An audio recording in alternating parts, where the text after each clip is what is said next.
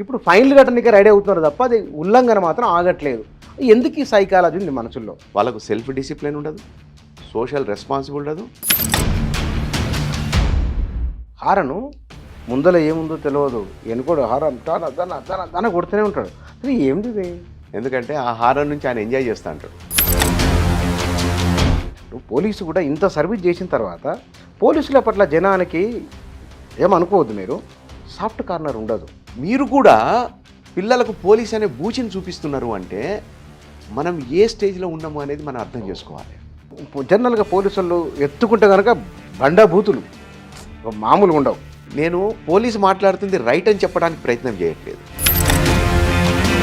Police అధికారిగా ఈ పని చేస్తే బాగుండేది, ఇది చేయలేకపోయినా, లేదా మీ డిపార్ట్మెంట్లోనే ఈ మార్పు జరిగితే బాగుంటుంది అనేది ఏమన్నా ఉందో అట్లాంటి ఆలోచన?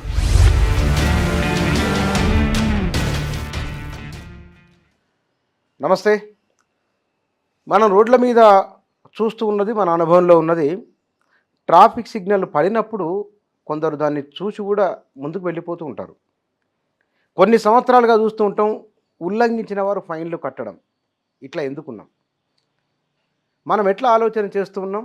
మనమే ఇట్లున్నామా? మనలాగా చాలామంది చాలా దేశాల్లో ఉన్నారా? మనం ఏం చదువుతున్నాం? ఎట్లా జీవిస్తున్నాం?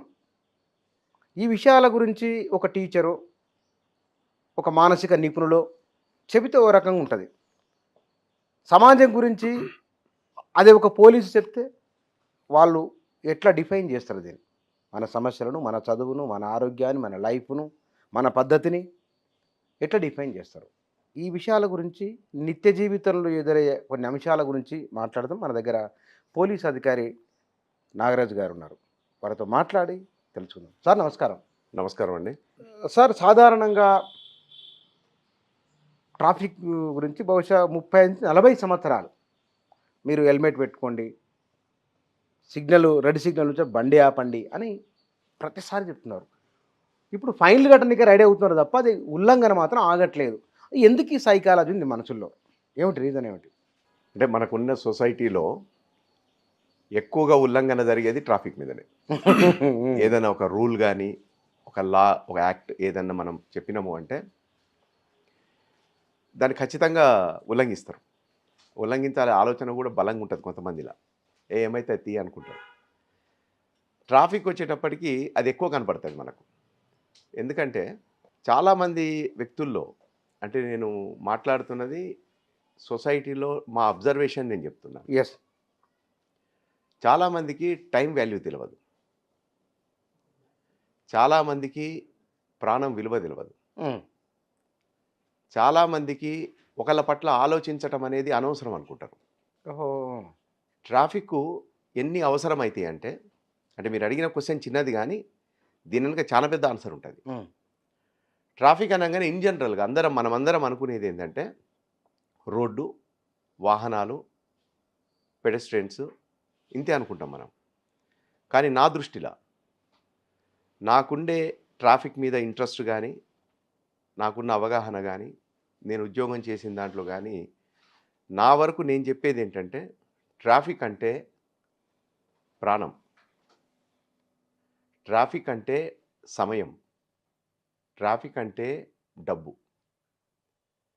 ఇవన్నీ కూడా మనకు అర్థం కావాలి. ఎందుకంటే మీరు రోడ్డు మీదకి వెళ్ళండి, రోడ్డు మీద బతికేటోళ్ళు మీకు 100 మంది కనపడతారు. అవును. వాళ్ళు చిన్న చిన్న వ్యాపారులు కావచ్చు, బిచ్చగాళ్ళన్నా తీసుకోవచ్చు మీరు, లేదా రిప్రజెంటేటివ్స్, మార్కెటింగ్ చేసే వాళ్ళు కావచ్చు. అందరు రోడ్ల మీదే. మనం పొద్దున్న లేచి నిద్రలేచి రోడ్డు మీదకి వస్తే మళ్ళీ సాయంత్రం ఇంటికి చేరేంత వరకు మనమందరం రోడ్డు మీద ఆధారపడి బతుకుతాం. కానీ మనకు ఆ రోడ్డు గురించి తెలియదు. ఆ రోడ్డు మీద ఎట్లుండాలి, ఎట్లా ఆపాలి బండి, ఎక్కడ ఆపకూడదు, ఎట్లా నిలబడాలి, ఎవరికి అడ్డం కాకుండా ఉండాలనే విషయాలు మనం పెద్ద పట్టించుకోం. ఎందుకు పట్టించుకోమంటే దీంట్లో రోడ్డుకు, ట్రాఫిక్కు కావాల్సింది ఫస్ట్ సెల్ఫ్ డిసిప్లిన్. ఓకే. ఇంకొకటి సోషల్ రెస్పాన్సిబిలిటీ. నేను ఈ విధంగా ఉండాలి, నేను ఈ విధంగా ఉండకూడదు అనేది ఫస్ట్ మనందరికీ తెలిసి ఉండాలి. ఎవరికి వాళ్ళు తెలుసుకోవాలి. ఎవరికి వాళ్ళు, that is call self discipline. నాకు రెడ్ లైట్ పడ్డది, నేను ఆగాలి అంతే. గ్రీన్ లైట్ పడితే పోవాలి. ఫుట్పాత్ ఉన్నది నడుచుకుంటూ పోవటానికి, వాహనాలు నడపడానికి కాదు. అవును. టర్నింగ్ మీద వెహికల్ ఆపకూడదు, నడి రోడ్డు మీద వెహికల్ ఆపకూడదు. వెహికల్ ఓవర్టేక్ చేసేటప్పుడు ఎక్కడ ఓవర్టేక్ చేయొచ్చు, ఎక్కడ ఓవర్టేక్ చేయకూడదు. చాలామందికి ఈ విషయాలు తెలియవు. మనం బండి నడపడం నేర్చుకున్నామా, ఎక్కడో డ్రైవింగ్ స్కూల్లోనో ఫ్రెండ్స్ దగ్గరనో, లైసెన్స్కి అప్లై చేసినామా, తీసుకోవటమా, రోడ్డు మీదకి రావటమా. అంతే. అవును. మీరు రోడ్డు మీదకి వెళ్ళేటప్పుడు చూడండి, నెంబర్ ఆఫ్ వెహికల్స్ అంటే డ్రైవ్ చేసేటోళ్ళు మూల మలుపుల మీద వెహికల్స్ని ఓవర్టేక్ చేయాలని చూస్తారు. అవు. అసలు అట్లా చేయకూడదు. మీకు మూల మలుపు మీద వెహికల్ ఓవర్టేక్ చేస్తే ఎదురుగా వస్తున్న వెహికల్ కనబడదు. ఎదురుగా వచ్చేది ఏం తెలియదు మనకు. కనబడదు. అవును. అది కనబడేటప్పటికి జరగాల్సిన ప్రమాదం జరిగిపోతుంది. మీరు ఓకే, మీరు పొరపాటు చేసిర్రో, తప్పు చేసిర్రో మీరు ఓకే. మరి మీకేమైనా అయితే మీ ఫ్యామిలీ గురించి ఎవరు ఆలోచించాలి? ఉమ్. అంటే మీకు ఇది కూడా ఆలోచన లేదు. అంటే నేను ఎవరి కోసం చెప్తున్నా అంటే, ఎవరైతే ట్రాఫిక్ రూల్స్ను ఉల్లంఘించి అడ్డగోలుగా నడుపుతారో నేను వాళ్ళ గురించి మాత్రమే చెప్తున్నా. వాళ్ళకు సెల్ఫ్ డిసిప్లిన్ ఉండదు, సోషల్ రెస్పాన్సిబుల్ ఉండదు, చివరికి వాళ్ళ కుటుంబం పట్ల వాళ్ళకు ప్రేమ కూడా లేనట్టు లెక్క. మీరు ఒక మాట అన్నారు, కొంతమంది కావాలని చేస్తారన్న కదా. ఈ కావాలని అనే ఉల్లంఘన ఎందుకు అసలు? ఏ Negligence. మానసికత ఇది వాళ్ళది? నెగ్లిజెన్స్. ఉమ్. అంటే నేను చూస్తా చాలా చోట్ల. అంటే అది ఒక రకంగా అనిపిస్తుంది. ఆ వెహికల్ కొన్ని కోట్ల విలువైన వెహికల్ ఉంటుంది. ఉమ్. ఓకే, ఎక్కడి నుంచో ఎక్కడికో ప్రయాణం జరుగుతుంటుంది. అవును. రోడ్డు పక్కన చెనక్కాయలో, మొక్కజొన్న బుట్టలో అమ్ముతుంటారు. ఈ వెహికల్ ఎక్కడ ఆగుతుంది తెలుసా? రోడ్డు మీద ఆగి దిగుతారు అవి కొనుక్కుంటానికి. మీకు ప్లేస్ లేక కాదు, ఉమ్. కావలసినంత ప్లేస్ ఉంటుంది, కానీ తీసుకొని పక్కకు పోయి ఆపరు. ఓకే. ఆపకుండా ఎక్కడ ఆపుతారు? ఆ వెహికల్ని రోడ్డు మీద ఆపి దిగి అక్కడ చెనక్కాయలు, కంకులు కొంటుంటారు. మనం ఏం మాట్లాడతాం వాళ్ళ గురించి? అంత ఖరీదు వాహనం, మీరు ఏదో స్థాయిలో ఉంటారు. ఉమ్. అక్కడ కొనాలనుకున్నప్పుడు కొంచెం పక్కకు. లెఫ్ట్కి తీసుకుపోయి ఓపెన్ అవును. ప్లేస్లో ఆపుకొని అవును. కొంచెం దూరమైనా కూడా ఒక 4 అడుగులు వేసి నడుచుకుంటూ వచ్చి అది కొనుక్కొని వెళ్ళొచ్చు. కానీ వెళ్ళదలుచుకోరు. మనకు అక్కడనే కావాలి. పోయేటోడు ఎట్లన్నా పోని, మనకు సంబంధం లేదు, మనం ఆడనే ఆపాలి. ఇది నెగ్లిజెన్స్ అన్నట్టు. ఇందాక నేను చెప్పినవే. ఆ. పోనీ ఎవడైతే ఎక్కడ పోతే మనకేం. మనకేంటి ఈ భావన. ఇంకొకటి, టైం నేను చెప్పినప్పుడు ట్రాఫిక్ అంటే ప్రాణం అని చెప్పిన. అవును. మీకు ట్రాఫిక్లో యాక్సిడెంట్ జరిగితే ఏమవుతుంది? ప్రాణం పోతుంది కదా, డెఫినెట్గా పోతుంది. అవును. పెద్ద ప్రమాదం జరిగితే డెఫినెట్గా ప్రాణం పోతుంది. మరి ట్రాఫిక్లో మీ ప్రాణానికి విలువ ఇచ్చుకోవాలి కదా మీకు మీరు. అట్లనే ఎదుటోడి ప్రాణానికి కూడా విలువ ఇవ్వాలి కదా. ఎటువాడు అసలు. ఎట్లా లేస్తాయి బండ్లు? రయ్యలు లేస్తాయి. అటు గ్రీన్ సిగ్నల్ పడకముందే కొంతమంది స్టార్ట్ అవుతారు, ఉమ్. రెడ్ సిగ్నల్ పడ్డాక కూడా కొంతమంది స్టార్ట్ అవుతారు. సెంటర్లోకి వచ్చిన తర్వాత 2 గుద్దుకుంటాయి. ఈ 2 గుద్దుకున్న తర్వాత ఆఫీస్కు పోయేటోళ్ళు, మీటింగ్లకు పోయేటోళ్ళు, ఇంటర్వ్యూలకు పోయేటోళ్ళు, మొత్తం ట్రాఫిక్ జామ్. ఆ. ఈలోపు టైం అయిపోతుందని చెప్పి ఎవరికి వాళ్ళు కటింగ్ కొట్టుకుంటూ వెళ్ళిపోవాలని చూస్తూ ఉంటారు. ఉమ్. సరే, కొంతమంది సహాయానికి వస్తారు, తీస్తారు, పక్కన కూర్చోబెడతారు, నీళ్ళు ఇస్తారు, అంబులెన్స్కు ఫోన్ చేస్తారు, పోలీస్కు ఫోన్ చేస్తారు. ఇవన్నీ తర్వాత విషయాలు. కొంతమంది చేస్తారు అట్లా. చేస్తుంది. కానీ మిగతా వాళ్ళందరికీ కూడా వాళ్ళ వాళ్ళ పనుల మీద ఇంపార్టెన్స్ ఉంటుంది. వాళ్ళ టైంకి రీచ్ కావాల్సి ఉంటుంది. ఆ టైంలో మరి వాళ్ళు ఎట్లా పోవాలంటే ఇదే జిగ్జాగ్లో పోతుంటారు.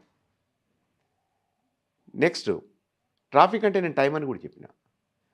మనం ఇంటి నుంచి బయలుదేరేటప్పుడు మనం ఎక్కడికి వెళ్ళాలనో మనకు తెలుసు. అది ఎంత దూరం ఉంటుందో కూడా మనకు తెలుసు. దారిలో ఎంత ట్రాఫిక్ ఉంటుంది, ఎన్ని సిగ్నల్స్ ఉంటాయో కూడా మనకు తెలుసు. కానీ మనం ఒక 5-10 నిమిషాల ముందు బయలుదేరాం. తాపిగా ఏమైతే తీ అని చెప్పి బయలుదేరి రోడ్డు ఎక్కిన తర్వాత మన స్పీడ్ చూపిస్తాం. అవును. మన ఫ్రస్ట్రేషన్, టెన్షన్, కోపము, అక్కడ నుంచి ఫోన్ వస్తూ ఉంటుంది, ఆ ఫోన్ రింగ్ అవుతుంటుంది. లేకుంటే మనకే అనిపిస్తుంది, అరే నేను లేట్ అయిపోతున్నా, తొందరగా పోవాలి అక్కడికి అని. ఈలోపు ఏముంటుందండి? ఇందాక నేను చెప్పిన యాక్సిడెంట్సే ఉంటాయి, అడ్డగోలు ప్రయాణాలు ఉంటాయి, ట్రాఫిక్ సిగ్నల్స్ జంప్ చేస్తారు ఉంటుంది. అట్లనే డబ్బు. మీకు ఏదైనా ప్రమాదం జరిగిందనుకోండి, డబ్బు ఖర్చేగా, హాస్పిటల్కి వెళ్ళాలిగా, మీ వెహికల్ని కూడా రిపేర్కి తీసుకెళ్ళాలిగా. 2 రకాల ఖర్చు. అందుకే ట్రాఫిక్ అంటే ప్రాణము, ట్రాఫిక్ అంటే సమయము, ట్రాఫిక్ అంటే డబ్బు.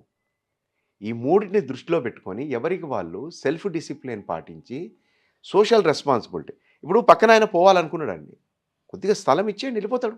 ఆయనకి ఏం అర్జెంట్ ఉందో మనకు తెలియదు కదా. కానీ ఈయన బుర్ అని కొంచెం ముందు రాగానే అరే వాడెట్లా వస్తాడని చెప్పి వీడు. అవును. రోజు ఉంటుంది అది. అంటే ఇదంతా మానసిక స్థితి అన్నట్టు. వానికి ఎందుకు నేను దారి ఇవ్వాలి, వాడెట్లా నాకన్నా ముందు పోతాడు, ఈ ఆలోచన విధానం. ఇది గినక మారిందనుకోండి, అసలు ఎవరికేం చెప్పాల్సిన పని లేదు. కానీ సమాజమే చాలా మారినట్లు కదా. సమాజం అంటే మనుషులే కదా. మామూలు విషయం కాదా అది. కానీ సార్ ఇది నడుచుకోవడం ఎలా, ఇతరులతో మెలగడం ఎలా అనేదానికి ఏమైనా కోచింగ్ ఉంటుందా? అసలు ఈ ట్రాఫిక్ ఇతర దేశాల్లో ఒక అద్భుతమైన దేశం ఏముంది? ఒకరు చెప్పాల్సిన పని లేదు, వాళ్ళ పద్ధతి మీద ఉంటారు దేశం ఉందా? మనం ఎవరినో చూసి నేర్చుకోవాలనుకోవటమే తప్పు. నీకు నువ్వు కూర్చొని సమీక్షించుకుంటే, నేను ఎట్లుండాలి అని చెప్పి నువ్వు ఆలోచించుకుంటే, నువ్వు ఎట్లుండాలో నీకు అర్థమవుతుంది. మన దగ్గర అయితే లేదు కదా సార్. చేసుకోవాలి. అయితే లేదు అంటే ఏది కాదు. ఎవరికి వాళ్ళు అనుకుంటేనే అవుతుంది. నేనేమంటా అంటే, కుటుంబంలో కూర్చొని మాట్లాడుకొని, లేదా వ్యక్తిగా తనకు తాను స్వయం విమర్శ చేసుకొని, నేను ఇట్లా బతకాలే, నేను ఇట్లా ఉండాలని చెప్పి అనుకోవటం కనుక మొదలైంది అనుకోండి, దానికి ఏ కోచింగ్ సెంటర్స్ అక్కర్లేదు, ఏ దేశాన్ని చూసి కూడా మనం నేర్చుకోవాల్సిన అక్కర్లేదు. అంటే ఇన్ జనరల్గా మన దేశానికి వచ్చేటప్పటికి ఏంటంటే, అంటే దీనికి మళ్ళీ కొంచెం వెనక్కి పోవాల్సి ఉంటుంది. నాకు తెలిసినంత వరకు నా నాలెడ్జ్ ఉందని షేర్ చేసుకుంటాం. ఓకే. మనది బ్రిటిష్ పాలనలో ఉన్నప్పుడు స్వాతంత్ర పోరాటం జరుగుతున్న కాలంలో కానీ, సరే దాని తర్వాత ఎన్నో పోరాటాలు జరిగినాయి. అక్కడ ఏముంటుంది అంటే, చట్టాన్ని ఉల్లంఘించాలి. వాడు పరాయోడు, వాడు పరిపాలన చేస్తున్నాడు, మనల్ని అణుచుతున్నాడు, వాడు ఏం చెప్తే దానికి వ్యతిరేకంగా మనం పోవాలి. అంటే సిస్టమ్ అంతే ఉంటుంది అప్పుడు. అది ఆ వాతావరణం. శాసనోల్లంఘన ఉద్యమం జరిగింది కదా. ఇప్పుడు ఉద్యమం కానీ విప్లవం కానీ ఏదైనా కానీ ఏం చేస్తుందంటే, రాజ్యం ఏదైతే చెప్తుందో, అధికారం ఏదైతే చెప్తుందో, పాలకుడు ఏదైతే చెప్తాడో దానికి వ్యతిరేకంగా పోవాలి, విరుద్ధంగా పోవాలి. ఈ ఆలోచన మనుషుల్లో సాధారణంగా ఉంటుంది. ఇది మన దగ్గర దాదాపు 200 సంవత్సరాలు బ్రిటిష్ పాలన జరిగినప్పుడు జరిగిన పోరాటాలు కావచ్చు, త్యాగాలు కావచ్చు, ఆ యుద్ధ వాతావరణం కావచ్చు, వాట్లల్లోంచి వచ్చిన మానసిక స్థితి కావచ్చు, ఈరోజు మనకు కంటిన్యూ అవుతున్నది. మీకు రూల్, ఇగో నువ్వు ఇక్కడ గీత దాటొద్దు అంటే కావాలని ఒకటి పోయి దాటి చూయించి వస్తాడు. నేను దాటుతా ఏమవుతుంది, ఇక్కడ పూలు తెంపొద్దు అని ఒక బోర్డు పెడితే అటు ఇటు చూసి టక్కన ఒక పూలు తెంపి చూపిస్తాడు. నేను తెంపినా అని కుటుంబం అంతా చూస్తుంటుంది, ఫ్రెండ్స్ చూస్తుంటారు, ఇటు పోయి ఒక సాహసం చేసిన మాదిరి. అప్పుడు వీళ్ళందరూ నవ్వుతారు, చప్పట్లు కొడతారు. That is not correct. మనం ఇవాళ మన పాలనలోనే ఉన్నాం, మన దాంట్లోనే ఉన్నాం. మనం ఇవాళ ఎవడు పరాయుడు లేడు. ఇప్పుడు ట్రాఫిక్ రూల్ అనేది ఎవరి కోసం పెడతారు? పబ్లిక్ కోసమే కదా. ఒక సిస్టమేటిక్ వేలో పోవటం కోసమని, ఒకళ్ళ తర్వాత ఒకళ్ళు పోవటం కోసమని ఒక సిస్టమ్ పెడతారు. ఆ సిస్టాన్ని మనం అందరం గౌరవించి దాన్ని ఉల్లంఘించకుండా పోతే సవ్యంగా పోతాం. ఈ పక్కనే సందు ఉంది కదా అని చెప్పి రాంగ్ రూట్లో వస్తాయి బండ్లు. మన ఇల్లు పక్కనే ఉంటుంది, అక్కడికి రావాలంటే కొంచెం దూరం పోయి తిరుక్కొని రావాలి. అవును. కానీ షార్ట్కట్ మనం షార్ట్కట్ వెళ్ళిపోవాలి. అట్లా ఇటు నుంచి వాహనాలు వస్తుంటాయి, ఎదురుగా మన మోటార్ సైకిల్, స్కూటరో, లేకుంటే ఒక తోపుడు బండి పోతూ ఉంటుంది, కారో. ఇవన్నీ ఆగాలి కదా. మంచి ఆన్సర్ సార్ మీరు. అయితే ఇక్కడ ఈ మార్పు ఎక్కడి నుంచి జరగాల్సిందే? ఇప్పుడు శాసనోల్లంఘన ఉద్యమం కరెక్ట్ ఆన్సర్. ఇది 200 ఏళ్ళ నుంచి మనం వ్యతిరేకించే ధోరణితో ఉన్నాం కాబట్టి అట్లా అలవాటు అయిపోయింది మనకు. ఎస్. ఇప్పుడు ఇది పోయింది, ఇండిపెండెన్స్ వచ్చింది, మనం స్వరాజ్యము, మన స్వతంత్రం 75 ఏళ్ళు అయ్యాయి కదా. ఈ 75 ఏళ్ళు అయినా సరే అదే నిరసన, బాధ్యత లేకపోతే మనది కాదులే అనే ఒక ధోరణి రావడం. గవర్నమెంట్ హాస్పిటల్ అయితే బెంచీలు కుర్చీలు ఇరిగిపోతాయి, సర్కార్ హాస్పిటల్లో ఫ్యాన్లు తిరుగుతూ ఉంటుంది, గవర్నమెంట్ ఫ్యాన్లు తిరుగుతూ ఉంటాయి, ఎవరు తెలియదు, కరెంటు మనదేనే సోయలేదు కదా.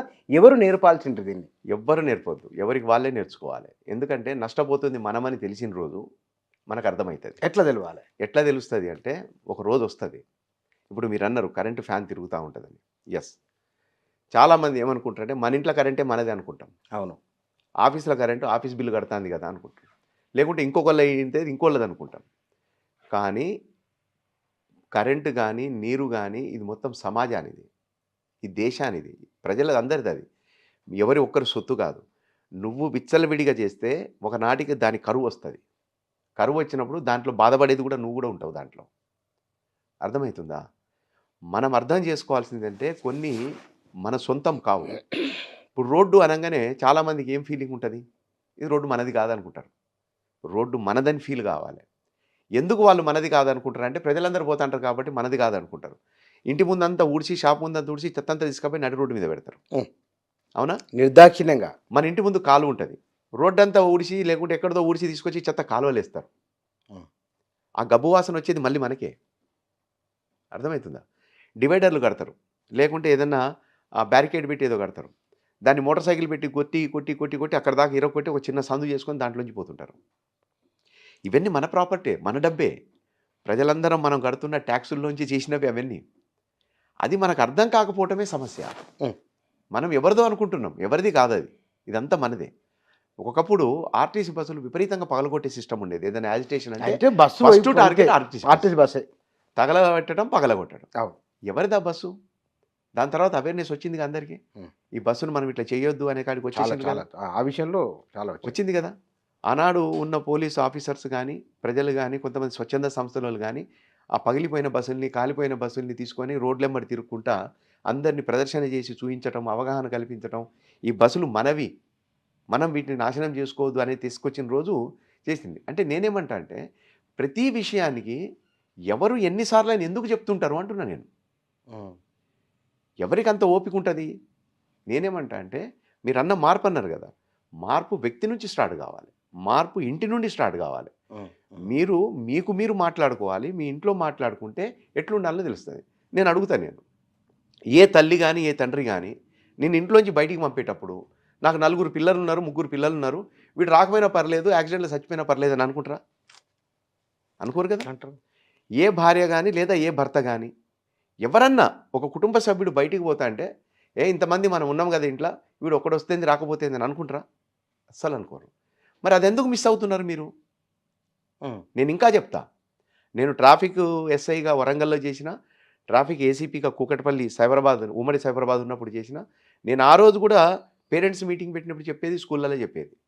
ఒక రూ. 200 కోసము సిమెంట్ బస్తాలేసినట్టో, గొర్రె పిల్లలనేసినట్టో పిల్లల్ని ఎక్కించి పంపిస్తారు ఆటోలల్ల. అవును. స్కూలుకు పంపించేటప్పుడు పిల్లల్ని జస్ట్ మ్యాటర్ ఆఫ్ రూ. 100, రూ. 200 అవును. అవును. డిఫరెన్స్. అవును. అంటే మీరు ఇంకొక ఆటో మాట్లాడుకుంటే ఒక రూ. 100, రూ. 200 ఎక్కువైతది.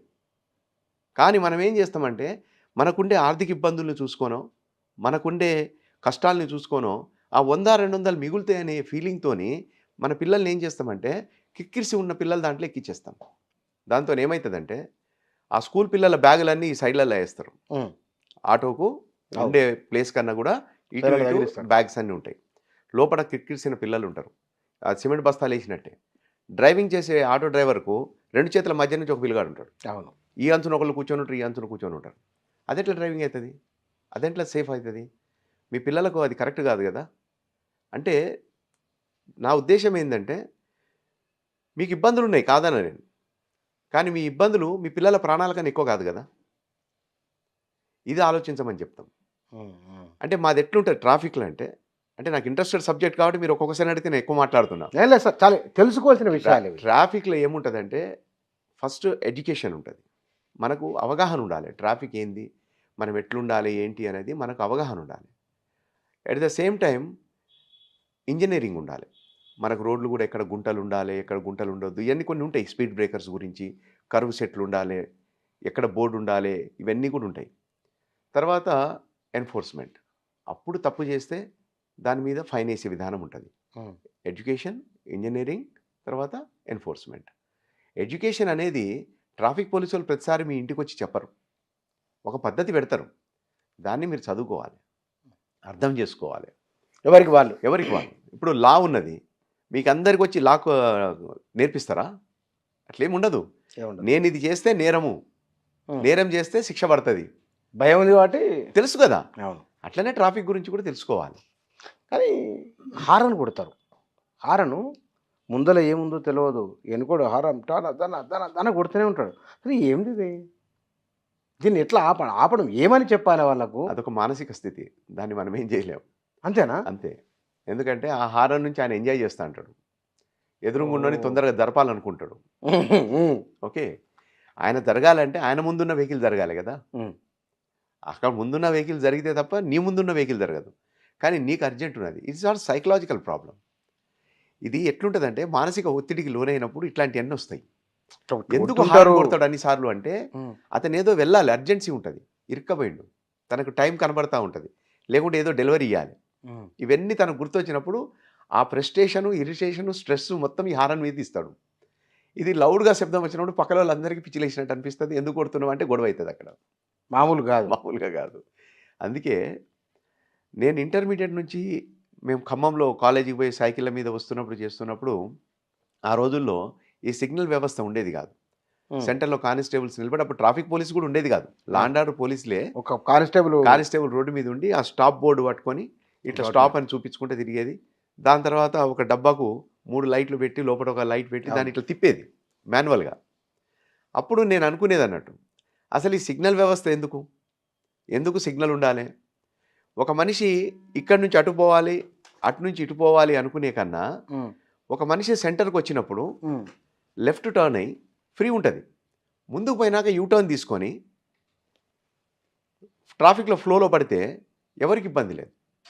అంటే ఎందుకు సిగ్నల్ ఉండకూడదని నేను అంటా అంటే 4 జంక్షన్‌లు కలిసే దగ్గర మీకు 4 సైడ్‌లు కూడా రెడ్ సిగ్నల్ పడాలి. అవును. ఇప్పుడు ఒక దగ్గర మీకు గ్రీన్ పడి రెడ్ పడ్డది. గ్రీన్ అయిపోయిన తర్వాత అవును. ఈ రెడ్ పడ్డ దగ్గర నుంచి మళ్ళీ గ్రీన్ రావడానికి కొంత టైం తీసుకుంటది. 1 మినిటో 1 ½ ఎంతో తీసుకుంటది. అవును. ఈ టైం తీసుకున్న లోపు ఇక్కడ ఉండే ట్రాఫిక్ నడిపే వీళ్ళందరికీ ఏమైతదంటే బుర్ర్ బుర్ర్ అనుకుంటా ఎక్సిలరేటర్ ఇచ్చుకుంటా కొంచెం ముందుకు వస్తారు. లైన్ మీద ఎవరు ఆగరు. ఆగరు. ఇదంతా కూడా మానసిక ఒత్తిడి అన్నట్టు. టైం అయిపోతుందని భయం. ఏదో చేయాలి, ఏదో పని ఉంటది, అర్జెన్సీ ఉంటది, హాస్పిటల్స్‌కి వెళ్ళాలి. ఇవన్నీ లోపల మెదులుతున్నప్పుడు నేను తొందరగా వెళ్ళాలనే భావనతోని బండి ముందుకు పోతా ఉంటది. ఓకే. నేనేం చేసినా అంటే కూకట్పల్లి నేను వచ్చినప్పుడు అప్పుడు మాకు ట్రాఫిక్ డీసీపీగా అవినాష్ మోహంతి సార్ ఉండే. ఇప్పుడు మన సైబరాబాద్ సిపి గారు. అప్పుడు సైబరాబాద్ సిపిగా సివి ఆనంద్ సార్ ఉండే. నేను సారోళ్ళతో మాట్లాడి మా స్టాఫ్ అందరినీ కూడా ఒక యూనిట్ లెక్క తయారు చేసుకొని అందరం మాట్లాడుకొని సిగ్నల్స్ అన్ని బంద్ చేసినాం మేము. మొత్తం జంక్షన్స్ బంద్ చేయడం స్టార్ట్ చేసినాం మేము కూకట్పల్లిలో. కూకట్పల్లిలో జంక్షన్ బంద్ చేసి పైనుంచి వచ్చే ఫ్లోని కంపల్సరీ లెఫ్ట్ తీసుకునేది.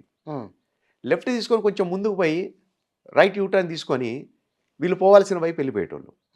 అంటే ఎవరికి వాళ్ళు మూమెంట్ ఉంటుంది వెహికల్. మీకు అర్థమైందా ఇక్కడ పరిస్థితి ఏంటంటే ఆపితే ఇబ్బంది. అవును. మూవింగ్లో ఉంటే ఇబ్బంది లేదు. ఓకే.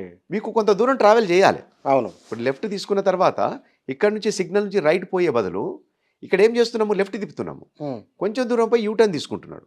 వచ్చినాక ఆయన పోవాల్సిన రూటు కనెక్ట్ అవుతుంది. అవును. అంటే ఈ లెఫ్ట్ పోవటం యూటర్న్ తీసుకునే ఈ స్ట్రెచ్ ఏదైతే ఉందో ఇది కొంత సమయం తీసుకుంటుంది. అట్లానే కొంత ఫ్యూయల్ కూడా కాలుతుంది. కానీ మనిషి బండి మూమెంట్లో ఉన్నప్పుడు ఇబ్బంది లేదు, ఫ్రస్ట్రేషన్ ఉండదు. నేను పోతున్నా కదా అని ఫీల్ ఉంటుంది. ఇవన్నీ గమనించిన తర్వాత మేము ఏం చేసినామంటే ఆఫీసర్స్తో మాట్లాడి పర్మిషన్ తీసుకొని ఫస్ట్ మైండ్ స్పేస్ రోటరీలో అప్పుడు ఈ ఫ్లైఓవర్స్ అన్ని లేవు ఇప్పుడు ఉన్నట్టు. అవును. ఓకే. హెవీ ట్రాఫిక్ ఉంటుండే, సాఫ్ట్వేర్ కంపెనీస్ ఉండేవి కదా అన్ని. అక్కడ స్టార్ట్ చేసినాం అన్నట్టు.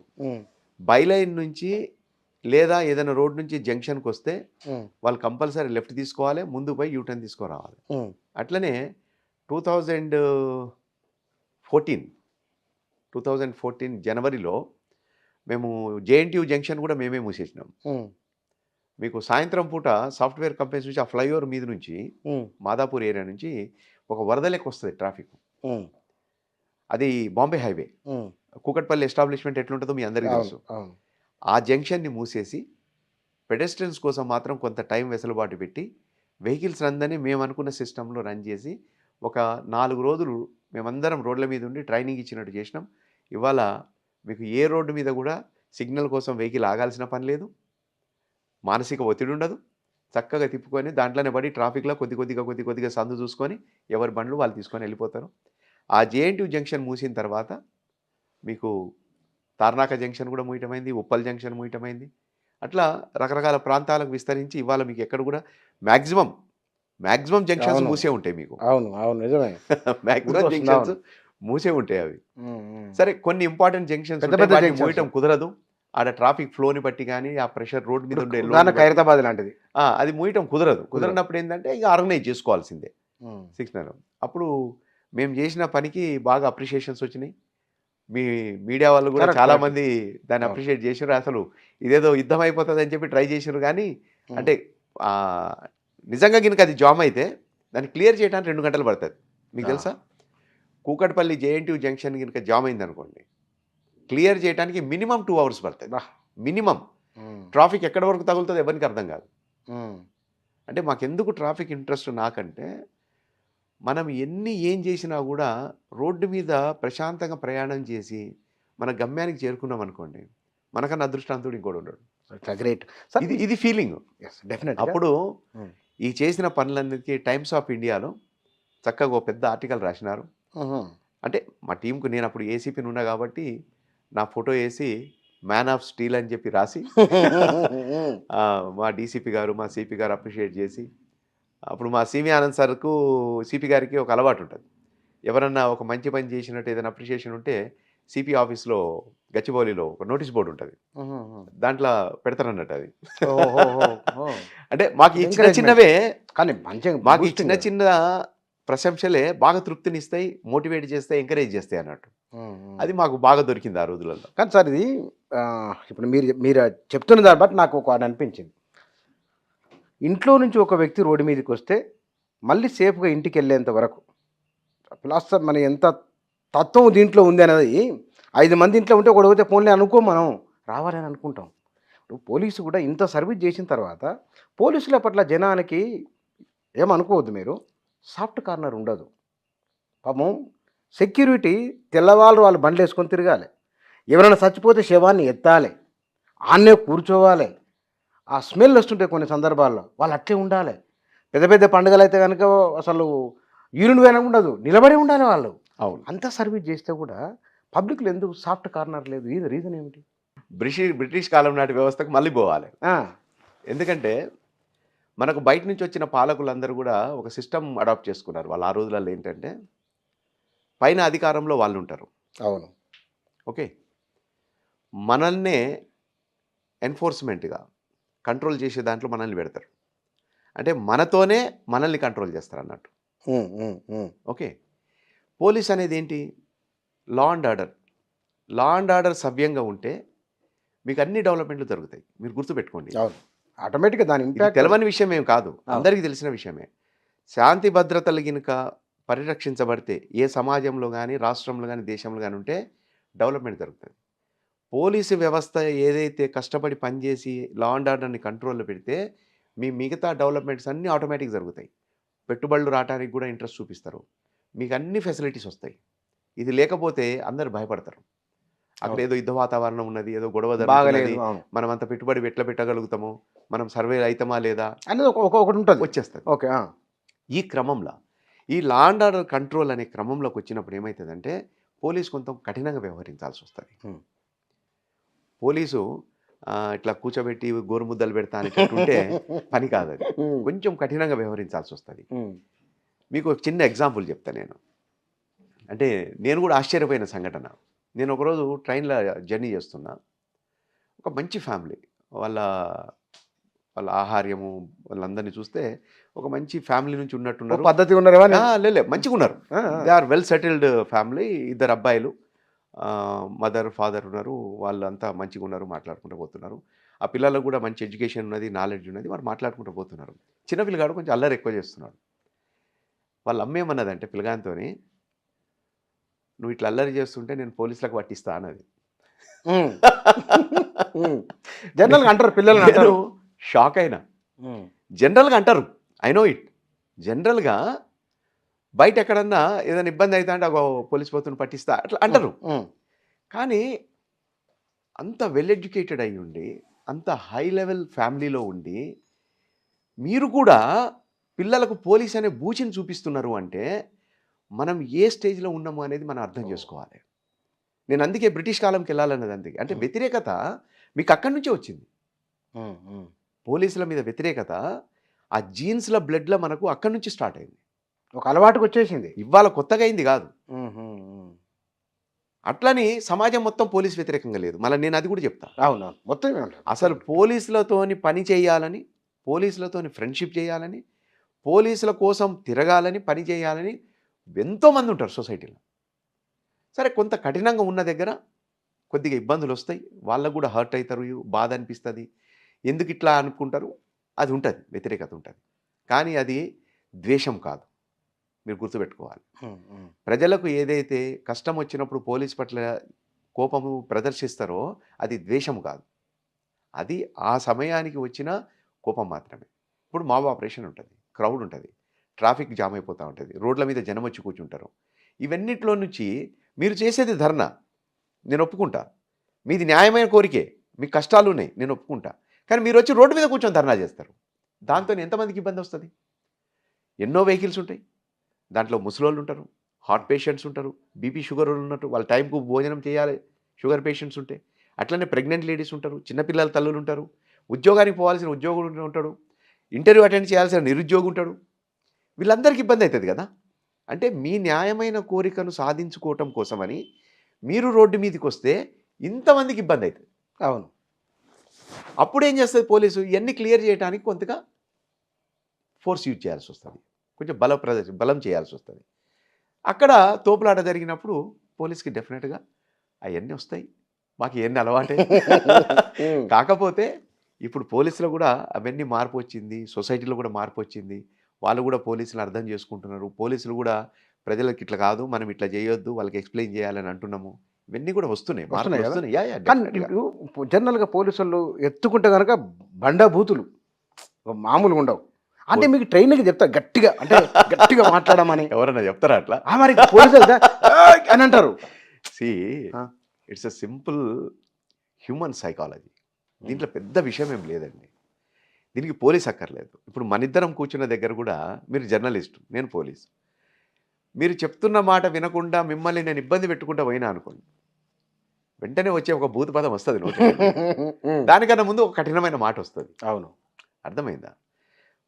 నేను పోలీసు మాట్లాడుతుంది రైట్ అని చెప్పడానికి ప్రయత్నం చేయట్లేదు, కానీ పోలీసుకు కూడా ఒక పేషెన్స్ స్టేజ్ ఉంటుంది. మీరు సొసైటీలో చూస్తున్న పోలీసులు అందరినీ మీరు చిన్నప్పటి నుంచి చూస్తున్నారు. 24 గంటలు 365 రోజులు ఇల్లును వదిలేసి రోడ్డు మీద పనిచేసేవాడు పోలీసు. ఇదైతే ఒప్పుకోవాలి కదా. డెఫినెట్గా అది రొటీన్ డ్యూటీ కావచ్చు, లా అండ్ ఆర్డర్ ఇష్యూ కావచ్చు, ఏ రకమైన సమస్య కావచ్చు, ఈ సొసైటీలో ఏ రకమైన సమస్య అయినా, ఏ ప్రోగ్రామ్ అయినా రోడ్డు మీద ఉండాల్సింది పోలీసు. కుటుంబంతో ఉండనే ఉంటాడు. అసలు వాడు కుటుంబాన్ని మర్చిపోయి ఎన్నాళ్ళైద్దో, పిల్లలు కూడా వాడిని గుర్తుపట్టారు. ఒక స్టేజ్ అట్లా వచ్చేస్తుంది. ఎందుకంటే తండ్రి వచ్చే టైంకేమో డ్యూటీ నుంచి పిల్లలు వండుకొని ఉంటారు, మళ్ళీ పిల్లలు నిద్రలో ఉన్నప్పుడేమో డ్యూటీకి వెళ్ళిపోతాడు. తల్లి సంజాయించి చెప్పుకుంటూ ఉంటుంది. అర్థమైందా? ఇన్నిట్లో మళ్ళీ ఇక్కడ సొసైటీలో ప్రజల్ని చూసుకోవాలి, నేరాలు జరగకుండా చూసుకోవాలి, ప్రజాప్రతినిధులను చూసుకోవాలి, మీ మీడియాను చూడాలి. సమాజంలో భాగం కదా. అవును అవును. ఏ ర్యాంకుకైనా సుపీరియర్ ఆఫీసర్ ఉంటాడు, పైన అధికారి, సబార్డినేట్ ఆఫీసర్ ఉంటాడు. పైన చూడాలి, కింద చూడాలి. ఇంతమందిని సమన్వయం చేసుకొని పోతున్న ఒక ఆఫీసర్కి మరి వాడికి ఈ శరీరానికి, వాని మెదడుకు, మనసుకు ఉండే స్ట్రెంగ్త్ ఎంత, ఆ కెపాసిటీ ఎంత, ఎంతని టాలరేట్ చేస్తాడు, ఎంత భరించగలుగుతాడు? మీరు ఈ విషయము ఎవరన్నా ఒక డాక్టర్ని అడగండి, ఒక సైక్రాటిస్ట్ని అడగండి. ఒక మానవ శరీరము, ఒక మెదడు వాని యొక్క శక్తి మీద ఎంతని టాలరేట్ చేయగలుగుతాడు, ఎంత స్ట్రెస్ను భరించగలుగుతాడు వాడు. అయినా పోలీస్ అంతకన్నా మించే భరిస్తున్నది. భరించి ఎక్కడో ఇక ఒక దగ్గర తప్పనన్నప్పుడు, లేక ఏ ఆఫీసర్ కన్నా కొద్దిగా తొందరగా టెంపర్ లూజ్ అయితేనో సడన్గా అది వస్తుంది. అది కూడా కొద్దిసేపే, మళ్ళీ తర్వాత అందరిని కలుపుకొని పోయేదేగా పోలీసు. కానీ కొంతమంది ఈ మధ్య నా వ్యక్తిగతమైన పరిశీలన, నాకు కూడా ఏమో పోలీస్ అంటే ఒక నెగిటివ్ ఒపీనియన్ మొదట్లో ఉండే నాకు. తర్వాత చదువుతున్న కొద్దీ, సమాజాన్ని చూస్తున్న కొద్దీ, అరే పోలీసులు గ్రేట్ సర్వీస్ చేస్తున్నారు కదా, ఎందుకో నెగిటివ్ ఒపీనియన్ మరి ఎందుకుందో ఇవాళ మీరు 2-3 విషయాలు క్లారిటీ ఇచ్చింది. ఒక నెగిటివ్ ఒపీనియన్ ఉంటుంది సాదే. సినిమాలో కూడా సినిమాలో అట్లా చూస్తాం కదా మనం, పోలీసు ఉంటాడు, విలన్ దగ్గర ఉంటాడు పోలీసు, ఆ విలన్ను చంపడం కూడా పోలీస్ పాత్రనే ఉంటుంది దాంట్లో. పిల్లలు కనుక పోలీసుని పట్టేసి అన్నట్లే ఆ నెగిటివ్ అందరి కూడా అనేది ఉండదు. అది నేను చూసిన తర్వాత చాలా సున్నితమైన మనస్కులు బాగా ఈ మధ్య నేను గమనించిన, వాళ్ళకు విపరీతంగా కన్నీళ్ళు గారు చూడంగానే చలించిపోవడం. ఎంత హృదయం సున్నితంగా ఉంటే ఎదుటి మనిషిని అర్థం చేసుకోగలమా? అట్లాంటి వాళ్ళు ఉంటున్నారు. అట్లాంటి ఇంత కఠినంగా ఎట్లా మాట్లాడుతున్నారు అనేది నేను అంటే నాకు తెలిసినంత వరకు పోలీసుకు అర్థమయ్యేంత మంచిగా వేరెవరికి అర్థం కాదు. పోలీస్కే బాగా అర్థమవుతుంది. మీరు సున్నిత మనస్తత్వం ఇవన్నీ చెప్తున్నారు కదా, ఎందుకు అంటే పోలీస్ దగ్గరికి ఏమీ లేని సాధారణ మనిషి నుంచి ఒక అత్యున్నత స్థాయిలో ఉన్న వ్యక్తి వరకు అందరూ పోలీస్ దగ్గరికి రావాల్సిందే ఏదైనా కష్టం వచ్చినప్పుడు. ఓకే, అంటే మన సమాజంలో మనం చూసుకునే దాంట్లో అట్టడుగు వర్గాన్ని ఎక్కడో ఉండే చిన్న మనిషి దగ్గర నుంచి, అంటే ఆర్థిక పరంగా అనుకోండి, ఏ రకంగా చూసుకోండి, జీవన పరిణామం ఎలా చూసుకున్నా రిచెస్ట్ పర్సన్ వరకు పోలీస్ దగ్గరికి వస్తారు. వాళ్ళ సమస్య కోసం. అయితే పోలీసు తన సర్వీస్ మొత్తంలో ఎన్నో రకాల మనుషుల్ని, భిన్న మనస్తత్వాలున్న మనుషులతోని ఇంటరాక్ట్ అయితాడు. వాళ్ళు తమ బాధలు చెప్పుకుంటారు. ఎవ్వరికీ చెప్పని విషయాలు కూడా పోలీస్‌కు పర్సనల్‌గా కూర్చున్నప్పుడు చెప్తారు. ఇవన్నీ విని, విని, మాట్లాడిన తర్వాత పోలీస్‌కు ఎంత నాలెడ్జ్ ఒస్తది, ఎంత జ్ఞానం ఒస్తది అంటే, హ్మ్. అసలు ఈ వ్యవస్థలో ఎంత ఉన్నది అనేది మనకు మొత్తం అవగాహన అయితది. ఎవరెవరి పరిస్థితి ఎట్లుంటది ఏందనేది కూడా అవగాహన వస్తది. అందుకే అతనికి చాలా నాలెడ్జ్ ఉంటది. ఈ సంఘటన అయినప్పుడు ఎన్నో శవాలను, యాక్సిడెంట్‌లను ఇవన్నిటిని చూసి చూసి వస్తారు గదా! మనసు బాగా చెలించిపోయి ఉంటది. హ్మ్. అందుకే సున్నితత్వం వస్తది, కఠినత్వం వస్తది. అసలు ఈ మనిషి శరీరంలో ఇన్ని ముఖాలు, ఇన్ని యాంగిల్స్ పోలీస్‌లో ఉన్నన్ని మీకు ఎవరి దగ్గర కూడా ఉండవు. ఓహ్! అన్ని రకాల యాంగిల్స్ ఉంటాయి పోలీస్‌లో. హ్మ్. అందుకే మీరు చూడండి అందరూ సమాజం నుంచి వచ్చినోళ్ళే గదా! అంతగా అంతే. అంతే. ఎక్కడి నుంచి పైనుంచి ఊడిపడం గదా! సమాజం. పోలీస్‌లో సమాజం నుంచి అంతే. వచ్చేటోళ్ళందరూ అంతే. గూడా సో, పొద్దున్న లేస్తే మన స్కూళ్ళల్ల, ఇళ్ళకెళ్ళి పోయినోళ్ళే. కాలేజీలల్ల అంతే గదా! అంతే. అంతే. అంతే. ఇప్పుడు బయట నుంచి ఎవరో రారు. మీ ఇంటి నుంచో, మీ పక్కింటి నుంచో వచ్చినోళ్ళే ఉంటారు పోలీస్‌లో. కాకపోతే పోలీస్‌లోకొచ్చిన తర్వాత ఒక డ్యూటీ, ఒక పద్ధతి ఉంటది గాబట్టి, దానికి ఒక లెక్కకు పోవాలి గాబట్టి, ఆ విధంగా సొసైటీ నుంచి కొంచెం భిన్నంగా ఉన్నట్టు కనపడతది. హ్మ్. అంతే. తప్ప వీళ్ళందరూ సొసైటీలో మనుషులే. ఎమోషన్స్, అరే! ఆ స్మూత్‌నెస్. అయన్నీ నేను మన అదే అనుకుంటున్నా అసలు. పోలీసులు కొడతారు గదా! కొట్టే పోలీసుకు ఇంత సున్నితమైన మనస్తత్వమా? ఇంత కన్నీళ్ళా? ఇప్పుడు కొట్టుడు ఎక్కడున్నది? ఇప్పుడు లేదు. ఆగిపోయింది. ఆ! అంత అర్థం చేసుకోవడం గూడా అవును. కొంతమంది పిల్లలు ఆళ్ళు డబ్బులిస్తున్నారు, చదివిపిస్తున్నారు, అవును. ఆదుకుంటున్నారు. అవును. ఎన్ని పనులు అట్లా అసలు. ఎంతమందున్నారు తెలుసా మీకు? ర్యాంకులు గూడా చెప్పొద్దు. హ్మ్. ఈవెన్ చిన్న స్థాయిలో ఉండే పోలీస్ ఆఫీసర్ నుంచి పెద్ద స్థాయిలో పోలీస్ ఆఫీసర్ మనకు చాలా విషయాలు తెలవవు. అవును. అంటే ఏమైతదంటే ఇక్కడ పని చేసుకుంటూ పోతామే గానీ చెప్పుకుంటానికి కూడా అవకాశం ఉండదు పోలీస్‌కి. హ్మ్. ఎంతో మందికి ఆర్థిక సహాయం చేస్తారు. ఎంతో మందికి చదివిస్తారు, బట్టలిస్తారు. అంటే డబ్బులతోనైతదంటే జేబులోంచి డబ్బులు తీసేస్తారు. మాటతోనైతదంటే మాటతో మాట చేసి గూడా చేస్తారు. పెడతారు. అది కూడా సహాయమే గదా! ఆ! 100% అట్లా చేసే పోలీస్ ఆఫీసర్స్ సొసైటీలో ఎంతో మందున్నారు. అది గుర్తింపు లేక. ఎందుకంటే వాడు చెప్పుకోడు. అసలు మొన్న ఇక్కడ ఒకామె ఎవరో సిపిని డిప్యూటీ సూపరింటెండెంట్ ఆఫ్ పోలీసో, సూపరింటెండెంట్ ఆఫ్ పోలీసో ఆయన మర్చిపోయిండు సాయం జేసి. ఆమె గుర్తుపట్టింది. గుర్తుపట్టి "నమస్కారం సార్" అంటే మీరు లేకుండా చచ్చిపోయేదాన్ని నేను. అతను పెద్ద సాయం జేసిండాయన. నాకు గుర్తొస్తలేదు. పేపర్‌లో బాగొచ్చింది అవును. పేపర్‌ల. అవును. ఇక్కడ హైదరాబాద్‌లోనే సార్. అవును. అంటే అది కొందరు చెప్పుకోరు గదా! ఆయన బయటికి. ప్రమోషన్ వచ్చి ఎళ్ళిపోయిన తర్వాత గూడా ఒక దగ్గర ఐడెంటిఫై చేసి ఆమొచ్చి ఆ! ఆమెను చెప్తుంటది. నేను గూడా ఎక్కడో చూషినా నాకు అది కరెక్ట్ కరెక్ట్ క్లారిటీ వస్తలేదు. మీరు గుర్తొస్తలేదు. లేకుంటే నేను యెస్. చచ్చిపోయేదాన్ని. ఐ మీరు నో ఇట్. బతికిచ్చిర్రు నన్ను. అవును. మంచి ఆరోగ్యంగా అయింది. చాలా బాగా అయింది. యెస్. చెప్తూ అది అంటే గుర్తించడము. అవును. ఆయన గూడా మర్చిపోయిండట. సాయం జేసి మర్చిపోయినట ఆయన గూడా. పనిలో పడితే ఇల్లే మర్చిపోతాం. అయన్నీ ఈడ గుర్తుంటాయి. మీ ఎక్స్‌పీరియన్స్ ఇప్పుడు సివిల్ పోలీస్‌గా పనిజేసినప్పుడు ఏదైనా ఒక సమస్య తీసుకొని ఆ సమస్యను పరిష్కారం చేసే క్రమంలో విజయం ఎట్లా ఉన్నది? రెండోది సమాజం నుంచి మీకు సపోర్ట్ ఎట్లా ఉన్నది? అంటే నేనెప్పుడు గూడానండి ఈ రొటీన్ డ్యూటీ గురించి నేను ఇష్యూసు, సక్సెసు అయి పెద్దగా చూడను నేను. రొటీన్ డ్యూటీ మేము ఎట్లాగో చేసుకుంటూ పోతుంటాం. దాంట్లో అప్ అండ్ డౌన్స్ ఉండనే ఉంటాయి. దానికి ఎదురొచ్చిన ఇబ్బందుల్ని మేము పరిష్కరించుకుంటూ ముందుకు పోతూనే ఉంటాం. కానీ నాకు సహజంగా ఏంటంటే నాకుండే అలవాటు నేను ఉద్యోగం చేస్తూ ఎక్కడ ఉద్యోగం చేస్తే అక్కడ ఏదన్నా సోషల్ వర్క్ చేయాలా? ఎక్కడైనా ఇష్యూ ఉంటే దాన్ని పరిష్కరించాలా? ప్రజలకు దానితోని ఒక ప్రయోజనం చేకూరాలనేది వేరుగా ఆలోచిస్తాను నేను. మొదటి నుంచి కూడా నాకది అలవాటు. అందుకే నేను ఎక్కడ ఉద్యోగం చేసినా, ఏ ర్యాంకులో చేసినా కూడా ఆ చుట్టుపక్కల ఉండే స్కూళ్ళు, ఆశ్రమ పాఠశాలలు, హాస్టల్సు అన్ని దగ్గరికి పోవటము, పిల్లలతో మాట్లాడటం అవన్నీ చేస్తుంటాను. సరే మీరు సక్సెస్ అన్నారు కాబట్టి వృత్తిపరంగా సక్సెస్ గురించి పెద్దగా మాట్లాడాల్సిన పని లేదు. అంటే నాకన్నా ఎక్కువ సక్సెస్ తీసుకున్నోళ్ళు ఉంటారు. నాకు ఇబ్బందులు కలిగినవి ఉంటాయి గానీ, సొసైటీ పరంగా చూసినప్పుడు నేను ముధోల్ ఎస్ఐగా చేసినప్పుడు అప్పుడు మనకు కార్గిల్ వార్ నడుస్తుండే. అవును. ఓకే. అవును. అక్కడ టీచర్స్ అండ్ ఎంప్లాయీస్ వెల్ఫేర్ అసోసియేషన్‌తో కలిసి ఆ పోలీస్ స్టేషన్ ప్రాంతం అంతా, మండలం అంతా కూడా ముధోల్ ఏరియా అంతా కూడా ఒక నెల రోజుల పాటు వివిధ కార్యక్రమాలు చేయటం. ఇండియన్ ఆర్మీ వెల్ఫేర్ ఫండ్ కోసము డబ్బులు కలెక్ట్ చేయటము, ఫండ్ కలెక్ట్ చేసినాము. దాంట్లో ఒక 1,86,000 వరకు ఆ రోజులలో ఆ అవును. ప్రాంతంలో పెద్ద డబ్బులు కలెక్ట్ అమౌంటే. కావటం అంటే చాలా పెద్ద చాలా అమౌంట్. పెద్ద అమౌంట్. ఇప్పుడు మన చీఫ్ సెక్రటరీ గారు శాంతికుమారి మేడం ఐఏఎస్ ఆఫీసర్ ఎవరైతే ఉన్నారో వారప్పుడు మనకు ఆదిలాబాద్ కలెక్టర్‌గా ఉండే. హ్మ్. Sandeep Sandilya sir IPS officer మాకు ఎస్పీ ఉండే అన్నమాట. ఆ రోజు మేమంతా కలెక్ట్ చేసి దాన్ని డీడీ రూపంలో తీసుకొని మేడంకు రిక్వెస్ట్ చేస్తే మేడము ఆదిలాబాద్ నుంచి ముధోల్ రావడం. అక్కడ ఒక పెద్ద బహిరంగ సభ ఏర్పాటు చేసినాం. ఆ సభలో మేడంకు ఆ డీడీ అప్పగించినాం. డీడీ మళ్ళీ వెల్ఫేర్ ఫండ్కు, ఆర్మీ వెల్ఫేర్ ఫండ్కు పంపించి ఆ లెటర్ కూడా మేడం మళ్ళీ మాకు పంపించారు, వాళ్ళకి పంపిస్తున్న కాపీ. కాబట్టి అట్లా ఇండియన్ ఆర్మీకి మనం ఒక పని చేసినాం, ఆ ఏరియాలో అందరినీ ఒక యూనిట్ లెక్క తయారు చేసినాం అనేది అదొకటి మంచిగా అనిపించింది. మేడం కూడా ట్రాన్స్పరెన్సీ ఉంది, అక్కడ పంపి మళ్ళీ మీకు పంపిండు. అయ్యా సో గ్రేట్. అది మేడం ఆదిలాబాద్ నుంచి ముదోలు రావడం అంటే చిన్న డిస్టెన్స్ అని కాదు. ఉమ్మడి ఆదిలాబాద్. ముదోలు వచ్చేసి మీకు నిజామాబాద్ దగ్గర ఉంటుంది, అవును ఆదిలాబాద్ ఏమో అక్కడ పైన ఉంటుంది. అవును. అంత దూరం వచ్చి కూడా మేడము ఆ మీటింగ్ అటెండ్ చేయడం నిజంగా అందరికీ బాగా అనిపించింది. తర్వాత నేను సీఏగా చర్యలు చేసిన. నేను అప్పుడు తెలంగాణ యాజిటేషన్ ఉండే విపరీతంగా 9-10లో. అక్కడ కూడా సరే పోలీసుగా పోలీస్ ఉద్యోగం చేసుకున్నా కూడా ఉద్యమం ఒకటి తెలంగాణ కావాలనే ఉద్యమం కాబట్టి, మేమందరం కూడా తెలంగాణ వాళ్ళం కాబట్టి దానికి ఒక ఇంట్రెస్ట్ వేరే ఉండే. అక్కడ పనిచేసిన పద్ధతి విధానం అంతా కూడా అది చాలా బాగా అనిపించింది. అక్కడ కూడా ఏం ఇబ్బంది మాకు రాలేదు. కానీ ఇక యాజిటేషన్ మూమెంట్ ఎట్లుంటే అందరికీ తెలుసు ఆ టైంలో. అవును. నిద్రాహారాలు వదిలేసి పొద్దు సాయంత్రము రాత్రి రోడ్ల మీద ఉండు ఇవన్నీ చేసినాం. అది బాగా వర్క్ చేసినా కూడా అది బాగా మంచిగా అనిపించింది. అట్లనే డిఎస్పీగా కూకట్పల్లి ట్రాఫిక్ నేను ఇందాక చెప్పినట్టు ఒక కొత్త పద్ధతిని ఒరవడిని వచ్చింది ఒకటి. అవును. అందరికీ మనం అలవాటు చేసినాం. అవును. ఇట్లా సిగ్నల్స్ ఉంటే పోవాలి కాదు, ఇట్లా లెఫ్ట్ పోయి మళ్ళీ యూటర్న్ తీసుకోవచ్చు అని కూడా ఒక అలవాటు చేసినాము. దెన్ మహబాద్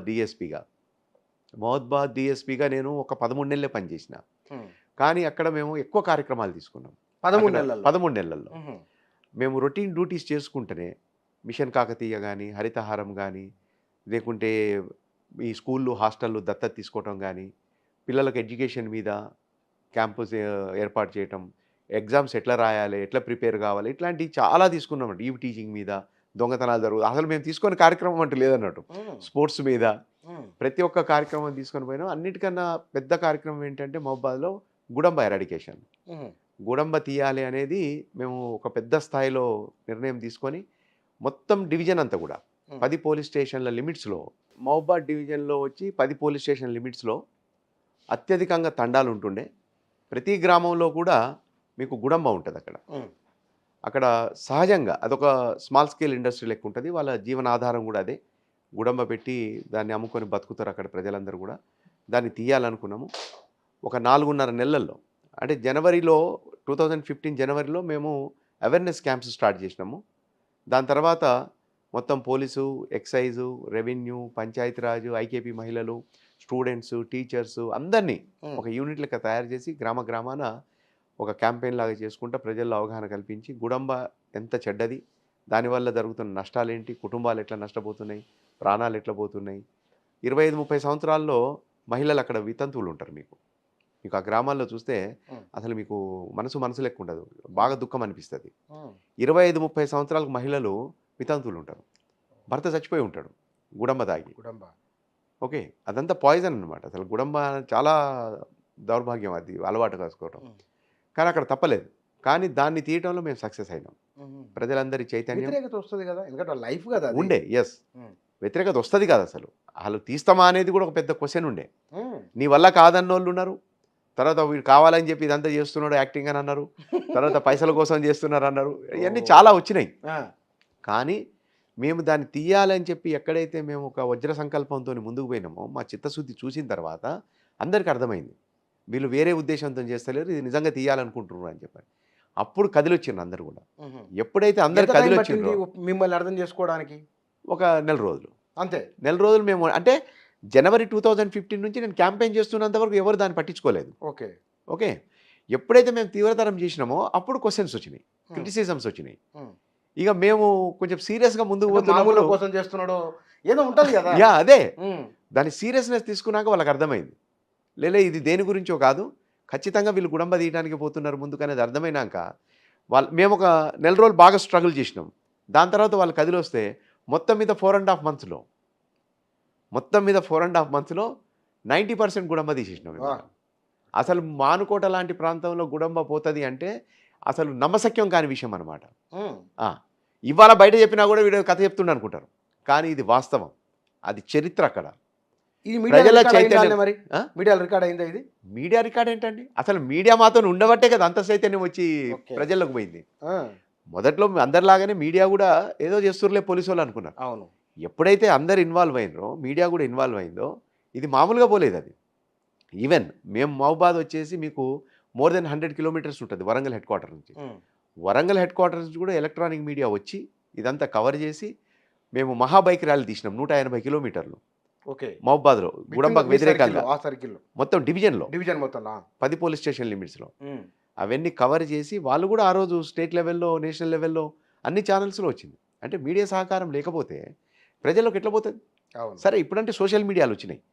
ఇప్పుడు మనం పని చేసుకుంటే సోషల్ మీడియాలో పెట్టుకుంటూ పోవాలంటే కూడా కుదరదు, కొన్ని అవును అంత టైం ఉండదు. ఉండదు. కాబట్టి మీడియా కూడా సహకారం చేసింది, ప్రజల్లో అక్కడ చైతన్యం ఉన్నది, మేము చెప్పింది వాళ్ళకి అర్థమైంది. దాని తర్వాత గుడంబా అయింది. ఇదంతా జరిగిన తర్వాత అప్పుడు వరంగల్ డిస్ట్రిక్ట్ ఉమ్మడి వరంగల్ జిల్లా డిస్ట్రిక్ట్ కలెక్టర్ వాకాటి కరుణ మేడం ఉండే ఐఏఎస్ ఆఫీసర్ మేడం స్వయంగా మహబాద్ వచ్చి అందరితో మీటింగ్ పెట్టి రివ్యూ చేసుకున్న తర్వాత అది 90% గుడంబా పోయిందని అనౌన్స్ చేయడం జరిగింది. మహబాద్ డివిజన్ మొదటి గుడంబా రహిత డివిజన్ తెలంగాణ రాష్ట్రంలో. ఎక్సలెంట్. రాష్ట్రం మొత్తం కూడా గుడంబా తీసే పనిలో ఉన్నా కూడా మహబాద్ మొదటి గుడంబా రహిత డివిజన్ తెలంగాణలో. అది 90% పోయి. Great great achievement. గ్రేటే, చాలా గ్రేట్. ఆ ఏదైతే మహబాద్లో ఆ 13 నెలలు పనిచేసిన కాలం ఉన్నదో ఆ కాలంతోనే ఆ పనులతోనే అక్కడ ప్రజలకు అందరితోని నాకు ఒక విడదీరాని బంధం ఏర్పడిపోయింది. ఇవాళ కూడా అంటే ఇవాళ నేను ట్రాన్స్ఫర్ 8 సంవత్సరాలు అయింది. అక్కడి నుంచి వచ్చేసి నేను 2015 డిసెంబర్లో నా ట్రాన్స్ఫర్ అయింది. ఇవాళ కూడా నేను మహబాద్ పోతే కురవి టెంపుల్ ఆ ఏరియాలో వస్తుంది, వీరభద్రస్వామి. వీరభద్రస్వామి అమ్మవారి దర్శనం చేసుకుంటానికి పోతే కూడా మహబాద్లో ఒక ఆశాభవన్ అని విజయ్ అనే పిల్లగాడు, వాళ్ళ భార్యాభర్తలు ఇద్దరు పిల్లల్ని, తల్లిదండ్రులు లేని పిల్లల్ని పోషిస్తారు, వాళ్ళు చూసుకుంటారు దగ్గర పెట్టుకొని. అది కూడా నేను విజిట్ చేస్తాను. అట్లా పోయినప్పుడు చాలామంది వచ్చి పలకరించేటోళ్ళు కలిసేటోళ్ళు ఉంటారు, అది మంచిగా అనిపిస్తుంది. అట్లా ఈ మధ్య పోయినరా మీరు ఎప్పుడన్నా? మొన్ననే పోయినా. ఏమన్నారు? వచ్చిర్రు అందరు, చాలామంది వచ్చిర్రు, కలిసిర్రు, మాట్లాడిర్రు. 2 days బ్యాక్. అవునా? 2 days బ్యాక్ పోయి వచ్చిన కురవి.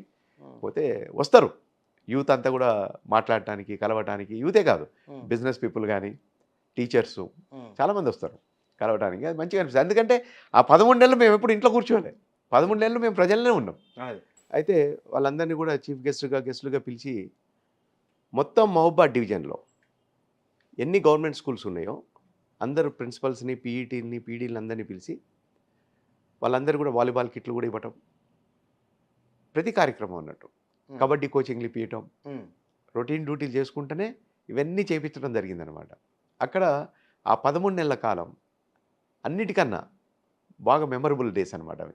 6 రోజులు అది అట్లున్నాయి. సార్ నేను పోలీసులు మీరేగా చాలామంది ఇంటర్వ్యూలు ఇచ్చారు, రిటైర్డ్ ఐపీఎస్లు పెద్ద పెద్ద స్థాయిలో పనిచేసిన వాళ్ళు కూడా ఇంటర్వ్యూలు ఇస్తారు. వాళ్ళు చెప్పే స్టోరీ చాలా ఇంట్రెస్టింగ్ ఉంటుంది. పోలీసులు చెప్పే స్టోరీ ఎందుకు అంటే ఫిలాసఫీ ఉంటుంది దాంట్లో, సమాజ ఒక మెసేజ్ కూడా ఉంటుంది. ఇవి ఇట్లా చెప్పగలడం వెనుక వాళ్ళకు అందరు చదువు అదే ఉంటుంది, అదే ఎగ్జామ్ రాసి వస్తారు. వీళ్ళు చెప్పేది అదే ఒక ఐఏఎస్ మాట్లాడిన దానికి ఒక పోలీసు ఐపీఎస్ మాట్లాడితే చాలా డిఫరెన్స్ ఉంటుంది. రీజన్ ఏమిటి? అంటే నేను అనుకోవటం ఏంటంటే పోలీసు ప్రజలని, ఈ సమాజాన్ని బాగా దగ్గర నుండి చూసి స్టడీ చేస్తారు.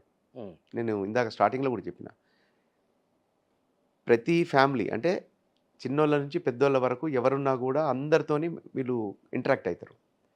ప్రతి ఇష్యూని దగ్గరుండి చూస్తారు. అందరితో మాట్లాడుతున్నప్పుడు ఈ సమాజాన్ని అత్యంత దగ్గరగా ఉండి స్టడీ చేసి అనుభవంలోకి తెచ్చుకునేది పోలీసుకు బాగా యాక్సెస్ ఉంటుంది. దీంతో ఈ సమాజం పట్ల వాళ్ళకు ఒక అవగాహన వస్తుంది. ఏ ఇష్యూ మీదనైనా వాళ్ళకు ఒక అండర్స్టాండింగ్ ఉంటుంది. ఎట్లాంటి సమస్య వచ్చినా దాన్ని ఎట్లా పరిష్కరించాలనో వాళ్ళకి నాలెడ్జ్ ఉంటుంది. ఆ విధంగా మీరు అన్నట్టు పోలీస్ ఆఫీసర్స్ అందరూ కూడా ఎందుకుంటారు అట్లా అంటే, ఈ సమాజంతో మమైకమైనప్పుడు, సమాజాన్ని వాళ్ళు అవగాహన చేసుకున్నప్పుడు ఇట్లాంటివన్నీ వస్తాయి. పోలీసు అధికారిగా ఈ పని చేస్తే బాగుండేది, ఇది చేయలేకపోయినా, లేదా మీ డిపార్ట్మెంట్లోనే ఈ మార్పు జరిగితే బాగుంటుంది అనేది ఏమన్నా ఉందో అట్లాంటి ఆలోచన? అంటే నేను చేసేది కాదు, కానీ ఇట్లా జరిగితే బాగుంటుంది అనేది మాత్రం ఒకటి ఉన్నది నాకు ఇప్పుడు కాదు అసలు. ఇప్పుడు నాకు 35 years సర్వీస్ కంప్లీట్ అయింది. ఓకే, అంటే రిటైర్మెంట్ దగ్గర ఉన్నారు మీరు 35 ఆల్రెడీ. నేను లాస్ట్ ఇయర్ ఏప్రిల్కే నా రిటైర్మెంట్ అయిపోయింది. ఇది 3 years ఎక్స్టెన్షన్. గవర్నమెంట్ ఏదైతే 3 ఏళ్ళు రిటైర్మెంట్ ఏజ్ పెంచిందో దాంట్లో ఉన్నా. నా ఒరిజినల్ది అయిపోయింది. అంటే గత ఒక 15-20 సంవత్సరాల నుంచి నా మనసులో ఉన్న ఒక ఫీలింగ్, అంటే ఇది ఇట్లయితే బాగుంటుంది కదా, ఇది ఎందుకు ఇట్లా లేదు అనేది ఒకటి నన్ను బాగా ఎప్పుడు తొలుస్తూ ఉంటుంది. బహుశా నేను రిటైర్ అయిన తర్వాత దాని మీద పనిచేసి అది మరి అది సక్సెస్ అయ్యేటట్టు చూస్తానేమో. వర్క్ చేయాలని ఉన్నది నాకు దాని మీద. ఏంటంటే మా పోలీస్ డిపార్ట్మెంట్‌లో 4 రకాల రిక్రూట్మెంట్లు ఉంటాయి. Constables recruitment, sub inspectors recruitment, group 1 officers, DSPs direct officers recruitment, then all India services IPS officers. అవును. వాళ్ళ ఫస్ట్ పోస్టింగు ఎస్పీ ర్యాంక్ నుంచి స్టార్ట్ అవుతుంది. అంటే వాళ్ళు ఏఎస్పీగా అడిషనల్ ఎస్పీగా పోస్టింగ్ చేసినా కూడా అది ట్రైనింగ్ కింద ఉంటుంది. వాళ్ళ ఫస్ట్ పోస్టింగ్ ఎస్పీ నుంచి స్టార్ట్ అవుతుంది. అయితే ఈ 4 రకాలుగా రిక్రూట్మెంట్ జరుగుతున్న క్రమంలో అంటే ఇప్పుడు నేను ఎస్ఐగా రిక్రూట్ అయినా. నేను 89 బ్యాచ్. 89 బ్యాచ్ ఎస్ఐగా రిక్రూట్ అయ్యి నేను లాస్ట్ ఇయర్ ఏప్రిల్లో నాది అయిపోతున్నప్పటికీ నేను ఎస్పీ నాన్ క్యాడర్ వరకు నేను ప్రమోషన్ తీసుకున్నా. అంటే ఒక ఎస్ఐగా రిక్రూట్ అయిన ఒక ఆఫీసర్కి ఎస్పీ నాన్ క్యాడర్ వరకు రావటం అనేది ఒక అచీవ్మెంట్. అంటే నేను ఎస్ఐ నుంచి ఇన్స్పెక్టర్ అయినా, DSP, additional SP, then SP, అంటే 4 ప్రమోషన్లు తీసుకున్నా. అట్లనే గ్రూప్ 1 ఆఫీసర్స్ కానీ ఐపీఎస్ ఆఫీసర్స్ కానీ రిటైర్మెంట్ అయ్యేలోపు ఆ వరుస క్రమం ప్రమోషన్స్ వస్తాయి. కానీ కానిస్టేబుల్ల పరిస్థితి చూసినప్పుడు ఏమనిపిస్తుంది అంటే నాకు, అంటే ఎక్కువ స్ట్రెంత్ ఉంటారు కదా రాష్ట్ర వ్యాప్తంగా, వాళ్ళ స్ట్రెంత్ ఎక్కువ ఉంటుంది. పైగా పోలీసు వ్యవస్థకు మూలం వాళ్ళే కదా. కాపాడేది. అయితే వాళ్ళని చూసినప్పుడు ఎందుకో నాకు ఒకసారి మనసు బాగా బాధ అనిపిస్తుంది. 25-30 సంవత్సరాలు చేస్తే తప్ప ఒక ప్రమోషన్ వచ్చే పరిస్థితి లేదు కానిస్టేబుల్ లైఫ్ అంతా అన్నీ అయిపోయాయి కదా. నేను అదే అంటున్నా. మీరు ఎవరినైనా అడగండి, మినిమం 20 ఇయర్స్ ఉంటుంది, ఒక్కోసారి 25 కూడా కావచ్చు. నేను కొంతమందిని నీకు ప్రమోషన్ ఎప్పుడు వచ్చిందని అడుగుతా, నాకు కావాలని చెప్పి అడుగుతా, నీకు ఎన్ని సంవత్సరాలు సర్వీస్ అని అడుగుతా. వాళ్ళు పాపం చాలా బాధపడుకుంటా 20 సంవత్సరాలు అయింది సార్, 25 అయింది, 30 అయింది, ఇట్లా చెప్తారు. నేను ఎస్ఐగా 13 సంవత్సరాలు చేసిన. నేను ఇన్స్పెక్టర్ 13 ఏళ్ళ తర్వాత అయినప్పుడు మాకు ఒక ఫీలింగ్ ఉండే అప్పుడు, 13 ఇయర్స్ ఎస్ఐ చేయాలనా అనుకుందాం. కానీ కానిస్టేబుల్ 20, 25, 30 సంవత్సరాలు చేస్తున్నాడు ఒకటే ర్యాంకు. ఏ ర్యాంకులో రిక్రూట్ అయిందో అదే ర్యాంకులో కంటిన్యూ అవుతున్నాడు. అంటే ఆ పిల్లగాడు రిక్రూట్గా ఉన్నప్పుడు వాళ్ళ తండ్రిని అడుగుతారు, మీ అబ్బాయి ఏం చేస్తున్నాడు అంటే కానిస్టేబుల్. ఆ అబ్బాయికి పెళ్లి చూపులకు పోతారు, పిల్లగాడు ఏం చేస్తున్నాడు అంటే కానిస్టేబుల్. పెళ్ళి అయిపోతుంది. మీ ఆయన ఏం చేస్తున్నాడమ్మా అంటే కానిస్టేబుల్. మనకి పిల్లలు పుడతారు, మీ నాన్న ఏం చేస్తాడు అంటే కానిస్టేబుల్. ఆ పిల్లగానికి కూడా పెళ్ళి అయిపోతుంది. ఆ పిల్లగానికి పిల్లగాడు పుడతాడు, మీ తాత ఏం చేస్తున్నాడంటే కానిస్టేబుల్, లేదంటే ఎక్కువ హెడ్ కానిస్టేబుల్. సరే, కొంతమందికి సబ్ ఇన్స్పెక్టర్ అయిన వాళ్ళు ఉన్నారు, ఒకళ్ళిద్దరు ఇన్స్పెక్టర్ స్థాయిలో అయిన వాళ్ళు ఉన్నారు. నేను చూసిన దాంట్లో నాకు తెలిసిన వెంకటేశ్వరరావు గారు అని చెప్పి ఒక ఆయన డిఎస్పీ కూడా అయింది కానిస్టేబుల్. ఇవి రేర్గా జరుగుతాయి, ఇవి చాలా రేర్గా జరుగుతాయి. మనం మాట్లాడాల్సింది పెద్ద సంఖ్యలో, పర్సంటేజ్ ఎక్కువ ఉన్న దగ్గర మాట్లాడాలి. అయితే నాకు ఉన్న ఓన్ ఒపీనియన్, అంటే నా యొక్క వ్యక్తిగత అభిప్రాయం ఏంటంటే, నన్ను మళ్ళీ దీన్ని మీరు తీసుకుపోయి పోలీస్ ఇట్లా అన్నాడని చెప్పి మొత్తం వ్యవస్థ మీద రుదగండి. మీ అభిప్రాయం ఉన్నది నోట్ల దీంట్లో వీడియో ఎడిటర్ ఎవరో జాగ్రత్తగా ఇది ఉంచండి. నేను నా వ్యక్తిగత అభిప్రాయం ఏంటంటే, ఈ కానిస్టేబుల్ల యొక్క జీవితాలు మారాలి అంటే ఒకటే ర్యాంకులో సంవత్సరాల తరబడి దశాబ్దాల తరబడి కాకుండా ప్రమోషన్స్ మీద పోవాలి అంటే సబ్ ఇన్స్పెక్టర్ రిక్రూట్మెంట్ ఆపేయాలి. ఇది పెద్ద నిర్ణయం, తీవ్రమైన మాటే. ఇది తీవ్రమైన మాటే, కానీ నా అభిప్రాయం అని చెప్తున్నా. నేను ఒక వ్యక్తిగా నా అభిప్రాయం చెప్పుకునే అవకాశము, స్వేచ్ఛ నాకు ఉన్నది కాబట్టి, ఇది ఎవరిని ఇబ్బంది పెట్టేది కాదు కాబట్టి చెప్తున్నాను నేను. ఓకే, ఈ వ్యవస్థలో 4 రకాల రిక్రూట్మెంట్లు ఏదైతే పోలీసులో ఉన్నాయో, మనం ఆల్ ఇండియా సర్వీస్ని కంటిన్యూ చేయాల్సి ఉంటుంది. ఎందుకంటే అది all India service. Group 1 officers ఎట్లాగో రావాలి మనకు. డిఎస్పీ స్థాయి నుంచి వాళ్ళ పోస్టింగ్ స్టార్ట్ అవుతుంది. వాళ్ళు మ్యాక్సిమం ఐజీ, ఎవరైనా ఒకళ్ళిద్దరు అడిషనల్ డీజీ వరకు అయి రిటైర్ అయితే అవుతారు.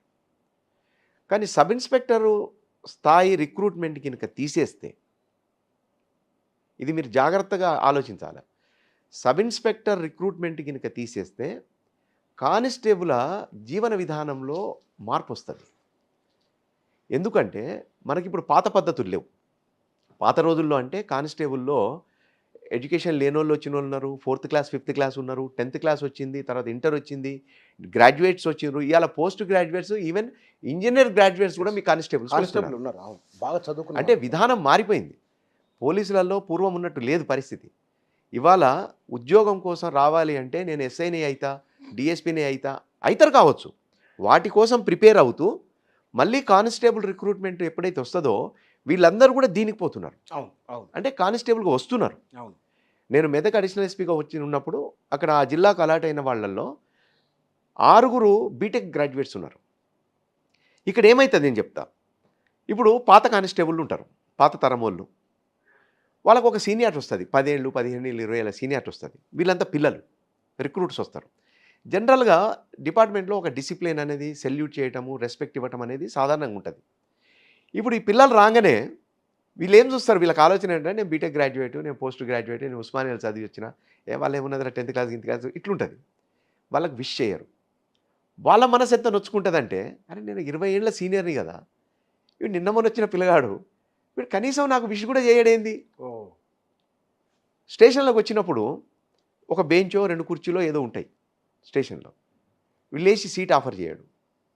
అతనికి బాగా బాధ మనసు వస్తుంది, నొప్పుకుంటాడు, చాలా ఇబ్బంది పడతాడు, ఏమనలేడు. ఎందుకంటే ర్యాంక్ చూస్తేనేమో ఈక్వల్, తను కానిస్టేబులే ఇతను కానిస్టేబులే, ఓకే. కానీ సీనియర్కి రెస్పెక్ట్ ఇవ్వాలి అనేది మా దాంట్లో ఉంటుంది, ర్యాంకుకి రెస్పెక్ట్ ఇవ్వాలి అనేది కూడా మా దాంట్లో ఉంటుంది. నేను మీకు చెప్తా, సీనియర్ మోస్ట్ సుపీరియర్ ఆఫీసర్స్ కూడా, ఐపీఎస్ ఆఫీసర్స్ నేను చూసిన సందర్భాలు ఎన్నో ఉన్నాయి. సేమ్ ర్యాంక్ ఉంటే కూడా 1 సంవత్సరం సీనియర్ అయితే బరాబ్బర్ నిలబడి సెల్యూట్ చేస్తారు, కడక్ సెల్యూట్, అంతే. ఉట్టికిట్లా హాయ్ సార్ అనరు. ఎస్, నేను చూసిన సందర్భాలు ఉన్నాయి.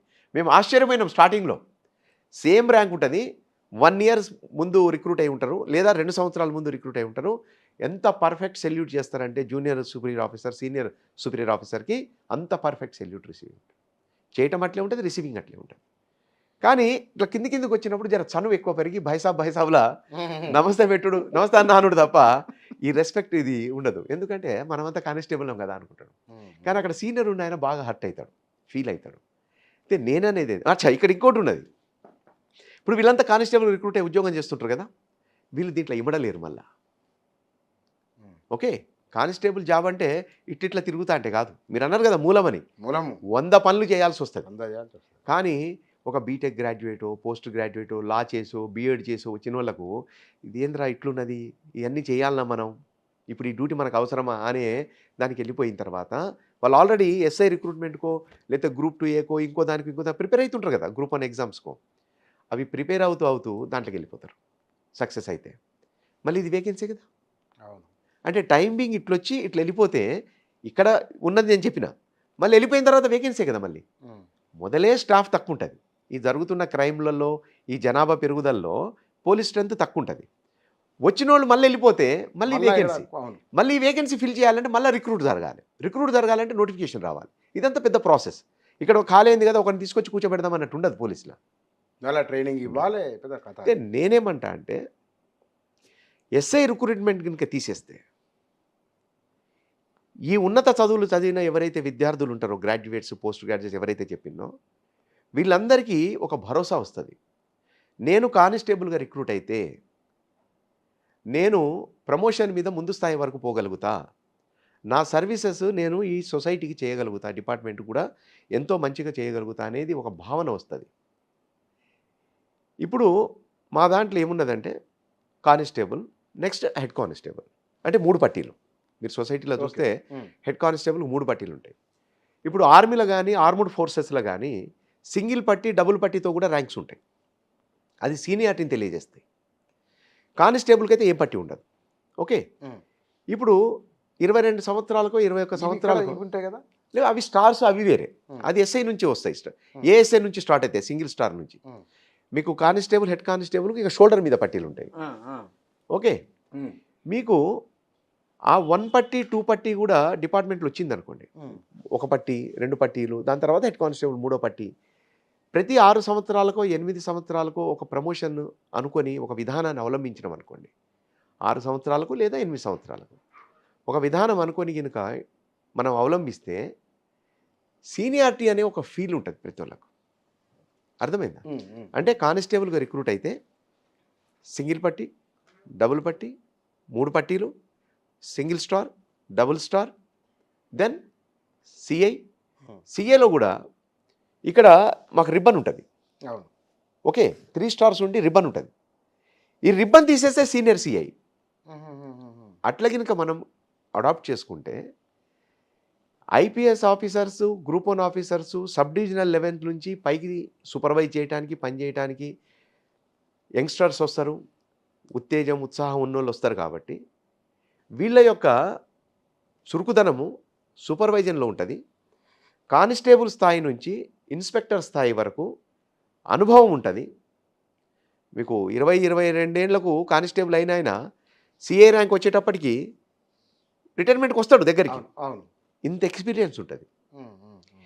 ఈ ఎక్స్పీరియన్సు ఈ కొత్తగా వచ్చే ఆఫీసర్స్ యొక్క చురుకుదనము ఆ వేగము ఇవన్నీ కూడా కలగలిపితే సొసైటీకి ఒక మంచి జరుగుతుంది అని నా ఫీలింగు.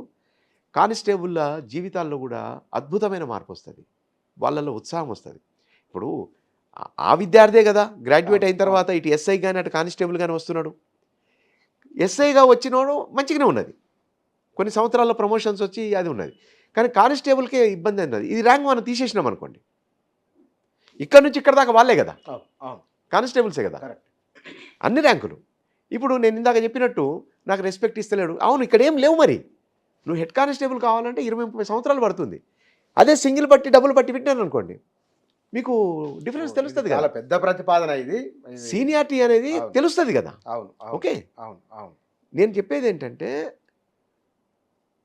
ఇంత విస్తృతమైన పరిధిలో సమాజానికి సేవలు అందించే లా అండ్ ఆర్డర్ ఇష్యూస్లో లేదా ఇంకేదన్నా వింగ్స్లో ఉన్న కానిస్టేబుల్ వ్యవస్థ అదేదైతే ఎక్కువ శాతంలో ఉన్నారో ఇప్పటికన్నా వాళ్ళ జీవితాల్లో మార్పు రావాలి, వాళ్ళ కుటుంబాల్లో.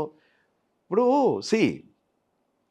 ఒక పోలీస్ ఆఫీసర్ కాదు ఎవరికన్నా కూడా, ఈవెన్ మీ మీడియాలో కూడా ఒక ప్రమోషనో ఒక ఇంక్రిమెంట్ పెరిగో లేదంటే ఒక పోస్టు పెరిగో ఒక కుర్చీలో కూర్చుని అంటే అది వేరే అది మనకే కాదు కుటుంబ సభ్యులకు కూడా అదొక గర్వకారణం. అది నా కొడుకు ఇట్లయిండు, నా బిడ్డ ఇట్లయింది, నా భార్య, నా భర్త, మా నాన్న, మా అమ్మ అని చెప్పుకుంటారు కదా. మరి అది ఇలా అది లేదు, వాళ్ళు చెప్పుకోలేరు పాపం. ప్రతిసారి ఏం చెప్పుకుంటారు, ఎన్నని చెప్పుకుంటారు. Correct correct. పొద్దున్న లేచిన దగ్గర నుంచి పరిగెత్తడమే ఉద్యోగం జీవితం అయిపోతే నాకు ఇట్లా చేస్తే బాగుండని ఎవరు చెప్పుకుంటారు, చెప్పుకోరు. అంటే నాకు మొదటి నుంచి కూడా ఇది ఒక ఫీలింగ్ అన్నట్టు. కానీ ఇది ఎవరు చేయాలి, చాలా పెద్ద ప్రతిపాదన కదా. మామూలు చాలా పెద్ద. ఇది ఏమో చూద్దాం పెద్ద మరి. లెవెల్లో అధికారులు నిర్ణయం తీసుకొని ప్రభుత్వం నిర్ణయం తీసుకొని ఒక చిన్న ఇష్యూ కాదు అది. Policy decision అది. దీంట్లో మామూలు విషయం కాదు. ప్లస్ మైనస్లు ఆలోచించాల్సి అన్ని ఉంటుంది, ఆలోచన చేయాల్సి వస్తుంది. అన్ని చేయాల్సి చాలా ఉంటుంది. పెద్ద ప్రతిపాదన సరే, ఇది. అది నా యొక్క ఒపీనియన్ కాబట్టి మీరు అడిగిర్రు, అది నేను చెప్పగలిగిన. చూద్దాం సార్ ఎట్లా చూద్దాం. ఉంటుంది. సార్ ఒక మాట బ్రీఫ్గా ఇది పోలీసులకు కాకి డ్రెస్ అంటే ఏమన్నా ఉంటుందా, దానికి ఏమన్నా ఉంటుంది ఉందా దానికి, ఇదే కాకే ఉండాలనేది? ఆ, అంటే మీరందరూ మీడియాలో బాగా రాస్తారు కదా కాకి కాకి అని. కొంతమంది మా సహచరులు సహోదరులు కొంతమంది ఇబ్బంది పడతారు కాకి అని రాస్తే. కానీ మనం బాధపడాల్సిన పని లేదు, మీరు అనొచ్చు, మేము వినాలి కూడా. కాకి అంటే ఏంటి అనేది ఒక మా సార్ చెప్పారు, రమేష్ సార్ అని చెప్పి ఇప్పుడు ఐజీగా ఉన్నారు, ఐజీ పిఎండ్ఎల్ డీజీ ఆఫీస్లో. ఆ సార్ ఒకరోజు చెప్పినారు మాకు,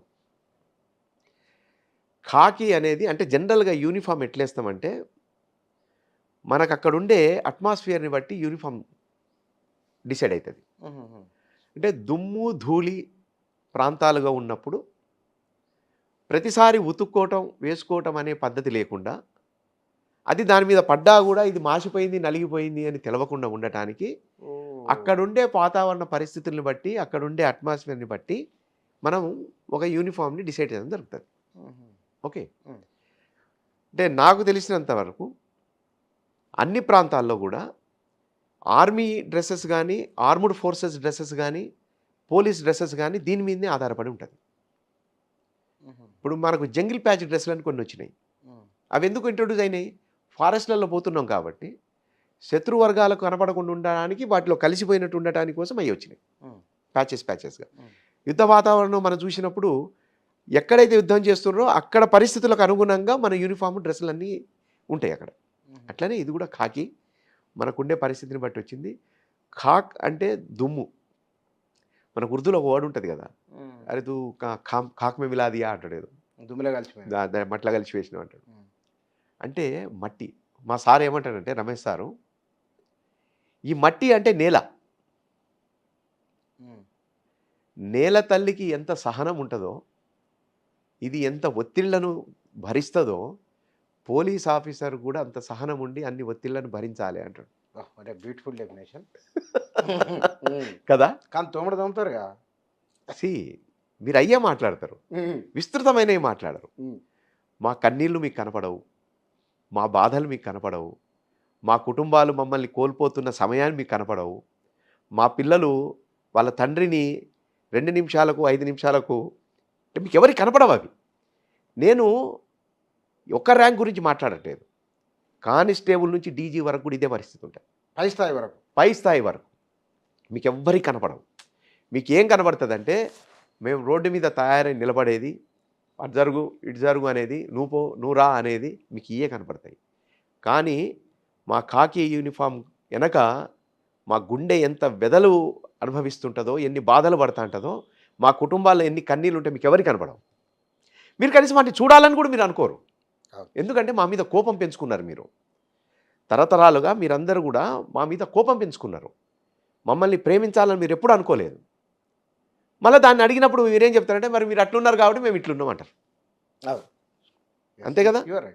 నేను అందుకే ముందు చెప్పిన, బ్రిటిష్ కాలం నుంచి వస్తున్న ఈ వైరుధ్యం ఏదైతే ఉన్నదో ఇది ఇప్పటికి కూడా నడుస్తూనే ఉన్నది. మన స్వతంత్ర భారతదేశంలో ఇన్ని సంవత్సరాలు గడిచినా కూడా, మనం ఎన్ని రకాలుగా మాట్లాడుకున్నా కూడా ఈ డిఫరెన్స్ ఉండనే ఉన్నది. ఈ డిఫరెన్స్ పోవాలి అంటే రెండు వైపుల నుంచి కూడా ఒక ప్రేమను పంచుకొని రావాల్సిందే తప్ప ఇంకో రకంగా రాదు. మళ్ళీ ఇక్కడ నేను ఇంకోటి కూడా చెప్తాను ఖచ్చితంగా, పోలీసోడు ఎప్పుడు పోలీసోడు లెక్కనే ఉండాలి. అంతే కదా. మరి ఆర్మీ మ్యాన్ లెక్కనే ఉండాలి. ఆర్మీ మ్యాన్ నేను చిన్నగా మాట్లాడతా, ముద్దుగా మాట్లాడతా అంటే శత్రువులు మన దేశంలో చొచ్చుకొని వస్తారు. పోలీసోడు కూడా పోలీసోడు లెక్కనే ఉండాలి, మంచిగా ఉండాలి. ఎట్ ద సేమ్ టైం స్ట్రిక్ట్గా ఉండాలి, పద్ధతిగా ఉండాలి. ఎవరికి గౌరవించాలి, ఎవరితో మర్యాదగా మాట్లాడాలి, ఎవరితో గట్టిగా మాట్లాడాలి, ఎవరిని ఎక్కడ ఉంచాలి కూడా పోలీస్ అధికారికి తెలిసి ఉండాలి. అది ఏ ర్యాంక్ అన్నా కానీ. అది లేకపోతే మొత్తం సుట్టి జేబులో పెట్టేస్తారు. చేయరా? మీరే అంటారు, ఏ ఇట్లుంటాడా పోలీస్ ఆఫీసరు, ఎట్లుండాలి పోలీస్ ఆఫీసర్ అంటే మళ్ళీ మీరే చెప్తారు. అది మిగతా వాళ్ళందరికంటే కూడా police is very very very crucial place. అన్ని రకాల రక్షించేవాడు. కష్టం వస్తే ఎవరు పడుచుకుంటే దేవుడు అనిపోతారు, మనుషులు దేవుడు అనిపోతారు. పోలీస్ స్టేషన్ కూడా నాకేమన్నా అయితే ఇప్పుడు ఒకరి అంటే పిల్లలు కనుక బెయిరీ అట్ట కాకుండా అమెరికాలో ఏదో నెంబర్ కొడతారు, పోలీసు వస్తాడు, హై రెస్పెక్ట్ పోలీస్. ఏమున్నా సరే మాకాడ పోలీసు ఉన్నాడు అని ఒక ధైర్యం ఉంటుంది. ఇక్కడ ఉంది ఆ విషయం, లేదని కాదు, దాన్ని నిర్వచించుకోవడంలో లోపం ఉంది. కారణం ఉంది, ఇందాక మనం మాట్లాడినాం. ఒక ఫ్రీ రావాలంటే మనస్ఫూర్తిగా అరే అన్నట్టు కనుక ఈ పోలీస్ మా పోలీస్, ఇక్కడ మా పోలీస్ స్టేషన్ ఉంది అని ఒక భావన అది రావాలంటే ఎక్కడ మార్పు కావాలి? సార్ ఇది మనం ఇట్లా మాట్లాడుకుంటూ పోతే ఇక రోజులు తడిచిపోతాయి. కొన్ని దేశాల్లో మీరు అన్నట్లుగా పోలీస్కు హై రెస్పెక్ట్ ఎందుకు ఉంటుంది అంటే అక్కడ పోలీసింగ్ సర్వీస్ ఓరియంటెడ్ ఉంటుంది.